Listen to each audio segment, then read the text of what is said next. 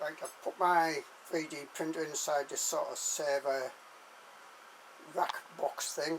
I'll put some details here. I do a video about this, well, about this box. Oops, there come my tripod's jumping all over.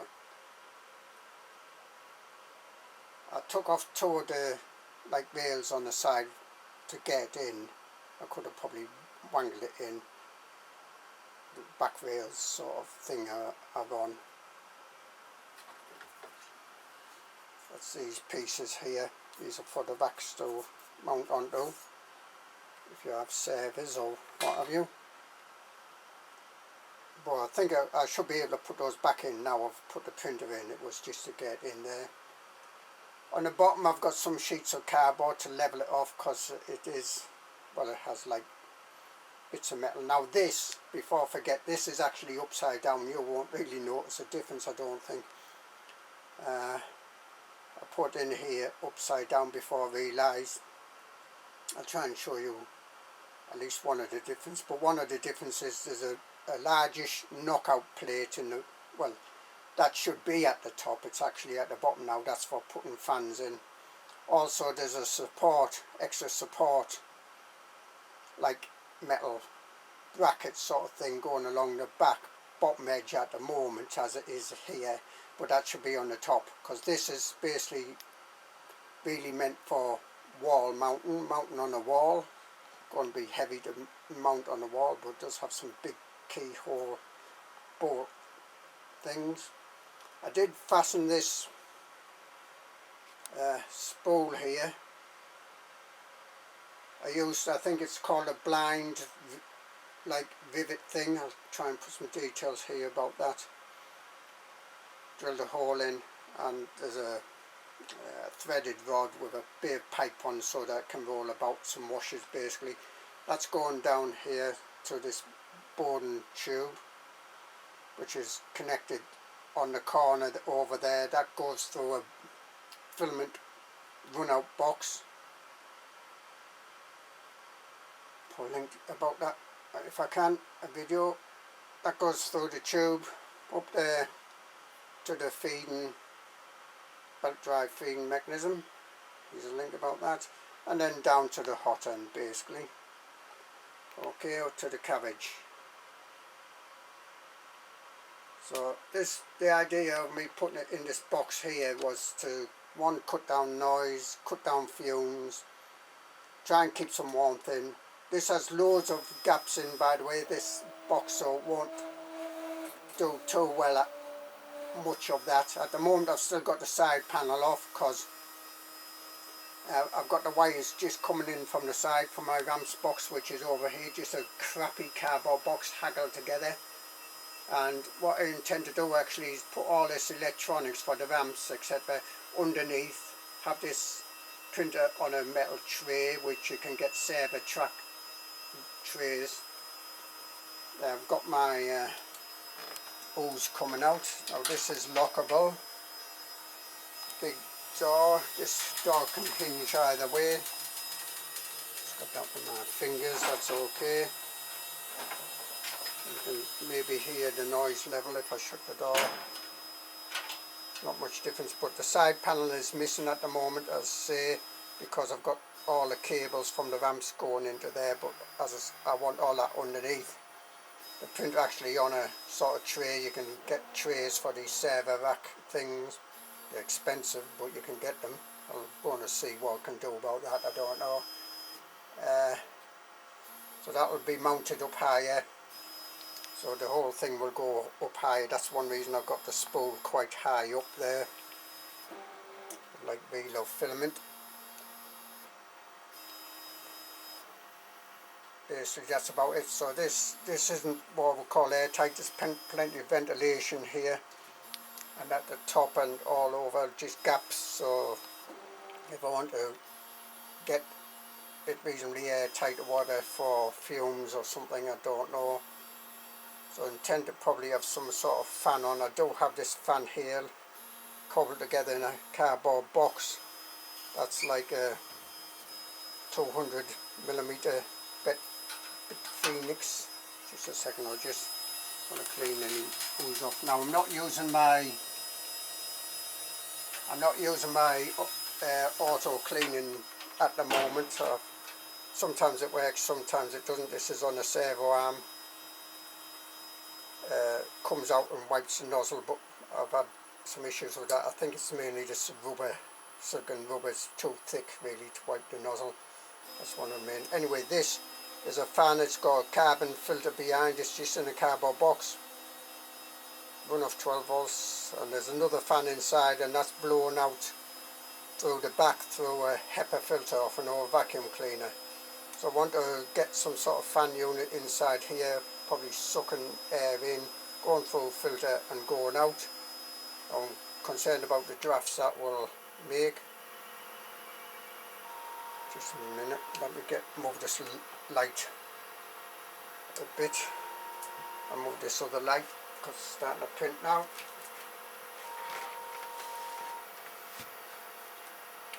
There we go.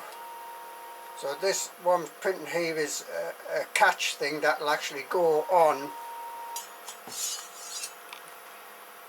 these like rack things here. Now these are different distances apart, these squares, so some are narrow, some are wide. But this one's for the wide one, so there's like two things that are clipping there. And the idea there's another part to go to this one that'll, it's just to guide the filament basically, like just an arm to hold the filament so that it doesn't like pull off the reel, because it's actually, well, like over this way in front of the reel. It's stopped on up to now, but I would imagine it could be possible that that could come off the reel, it sort of could come over the edge. So this arm is to sort of push that filament over, like backwards a bit when it's a bit lower down, to help line it up a bit better there. So this is just the clip part of this to actually clip on the side. The arm will be printed out separate here. It's about a half-hour print this, I think, give or take a bit, just over half-hour. I'm just trying to think if there's anything else I want to say about this. One good thing about this servo box, like this is what is known as an 18U, so it's about 3 foot high, pretty big. One good thing about this is the side panels can come off quite easy. They're like a locking thing and a couple of latches. If you look at my other videos, talk about that. So if I need access to the printer, I can just take off the side panels, get in there, open the door obviously.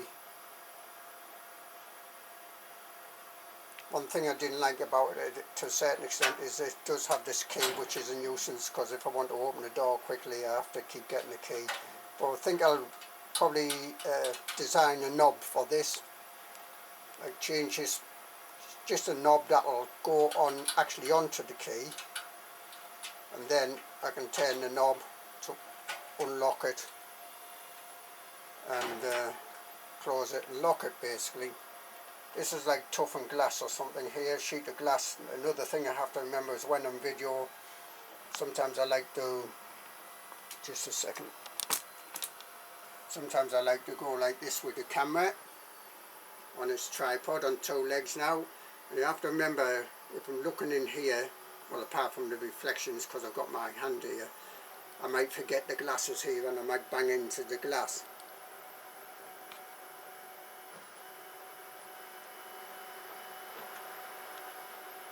So this is like a catch thing to go, as I say, on the wider holes, where the wider holes are on the sort of servo rack. Can I see one there? There is one in the corner. There's like one of the almost mounting brackets for putting the racks in, that's still in there. As I say, I can put this other one and the corresponding one at the front back on now if I wanted. Now we've got the printer in there. Okay, so that's ideal for my printer. Just about the right size. You might see the cardboard underneath there. That cushions some of the vibrations. Now, one thing about noise is I noticed when I was putting this together, well, not putting it together but doing my review of it, I look at this server cabinet, is that I put my head inside and you get quite a reverberation, so I was a bit worried about noise reverberating on this rattling, but I'll probably when I get some cash together or whatever, I might put some soundproofing on the inside, so to speak. That's something to be looked into. What's that light? Which light is reflecting there? Oh, it's my camera. I'm just trying to figure out which light is reflecting here.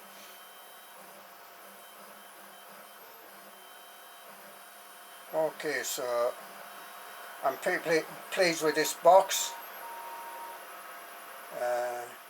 You know, a chest of drawers is 60 quid nowadays, and I didn't pay, well, yeah, I paid about that for this whole server box. As I say, this is upside down. You can tell if it's upside down or not because there's a big, like, plate in the bottom. It's part of the metal frame, but it's got like grooves in to knock it out for putting fans in if you want. Well, it's at the bottom now, but that should be at the top. Also, if you look at that back there, the back bottom edge, you might see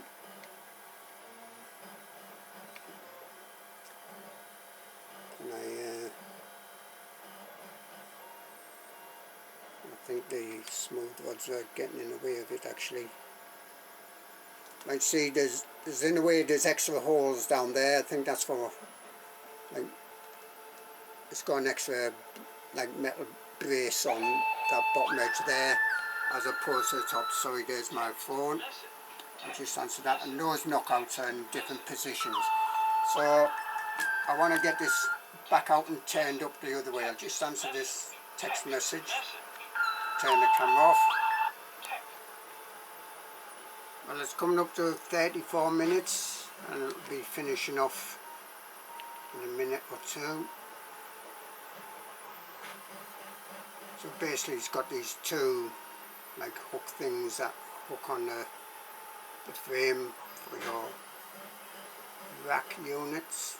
Well, not your rack units, but the supporting like tracks in a way that support the rack units. As I say, there's a wider spacing and a narrow spacing. There we are, it's finished. This one has I put a hole in this one for the filament feed arm thing that I'm trying to guide. It's a guide for the filament, just on my printer in this box really. Don't know if you can see that. So the filament is coming like forward a bit. I want to push it back a bit before it feeds in, just in case it does unhook. So that's what that's about. I'll show you the other part when I come to print that. Yeah, I get to play a tune when it's finished printing. Now I wait for the bed to cool. On this bed I have Elmer's disappearing glue stick, purple stuff, really good. I'll come back when this is cold.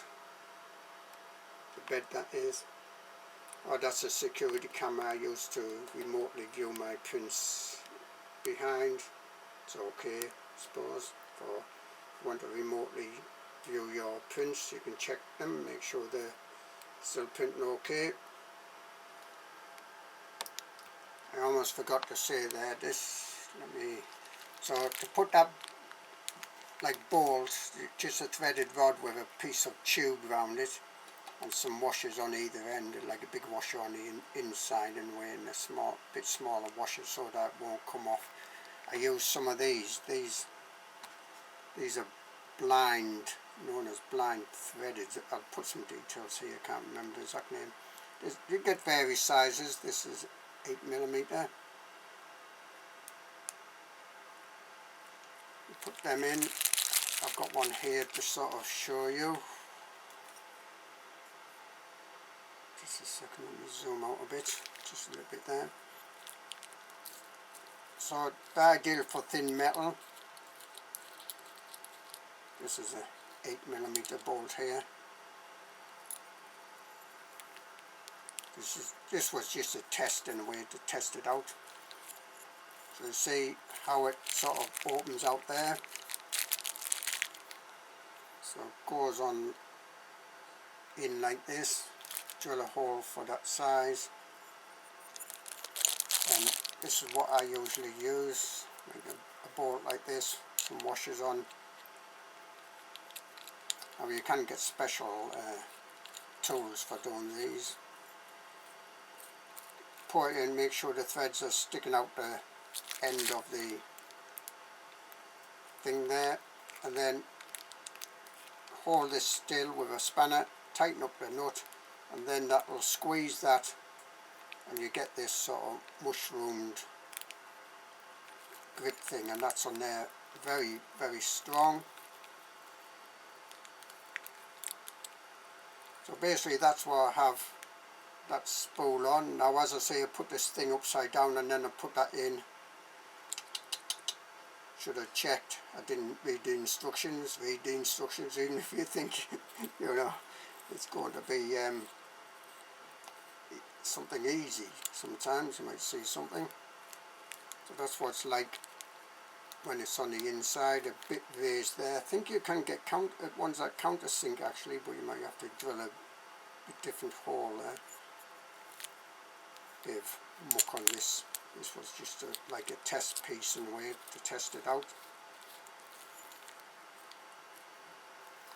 So as I say, you get different sizes, and basically that's what's holding this threaded rod that holds the filament spool on there.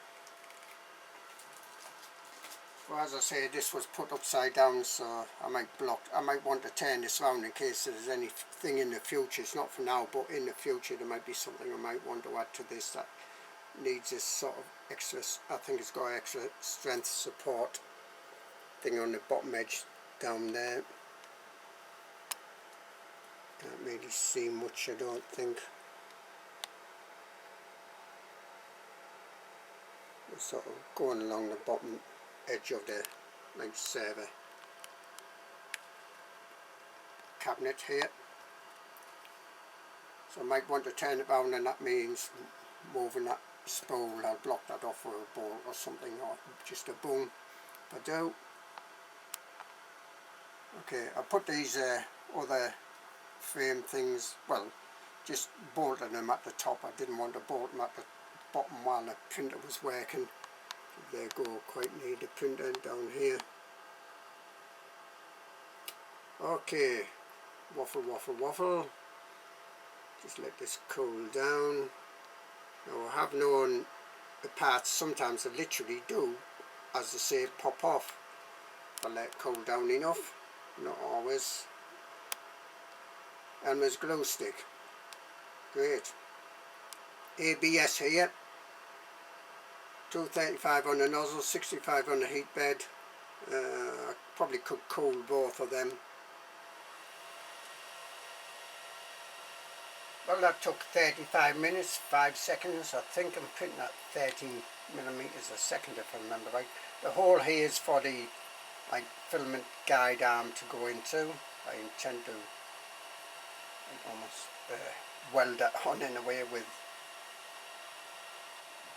some acetone. This is ABS. Not too bad. Still getting black bits. I think this black bit is actually coming. I have one of these clones, E3D version 6 clone, has a PTFE tube in, and I know it is bent near the end of the tip there. So I think that's what's causing that. Let's see.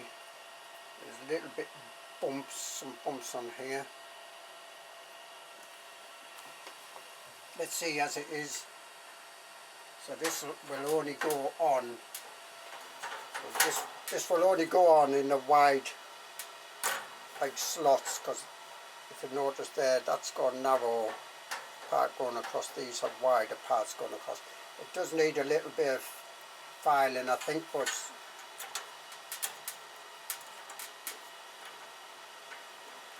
so I'm trying to put it in a narrow slot and it won't go. It almost goes there. I'll just file it down a bit, and what I'm using to file things which are, say, really good are these diamond files. Get 10 different shapes, different sizes. A file like this, suppose I have diamond on, I don't know if it is real diamond, but they work okay, good. So, okay, I filed it down a bit. It does leave a bit of white on it actually when I file it down. Might be able to be cleaned up. Didn't take a lot of filing down. Let me, hang on, is that in the camera? Let me try and move my arm out the way if I can. That goes on there very nicely, quite strong, and pushing down quite firmly there. So in this case, the square hole is for like an arm to come out, and that's to push this filament coming down here towards the back a bit more, because at the moment it's pulling forward a bit as it goes into a filament run out box here that I've got clamped on to my frame there. So it's just to push that over a bit so it's not going to pull off this spool, this reel of filament. That's the basic idea. So I'm going to print out the arm, but I will be putting some blank ones of these online with this one and the other part. Yep, that's good. And push up, put one of the others. Actually, let me move it down a bit. These are about 40 millimeters, so they're just shy of what is known as 1U. 1U. Yeah, 1RU. Each U is about 44 millimeters, so they're just shy of that. They're 40 millimeters, top to bottom. See, that's come out all right. But obviously, as you put more weight on, in a way, it bites in tighter, so to speak. So another one, so you won't go in another one, only the wider ones for this version anyway. This is loose because I've only tightened it on one bolt at one end. At the top there, I haven't really fastened it at the bottom yet.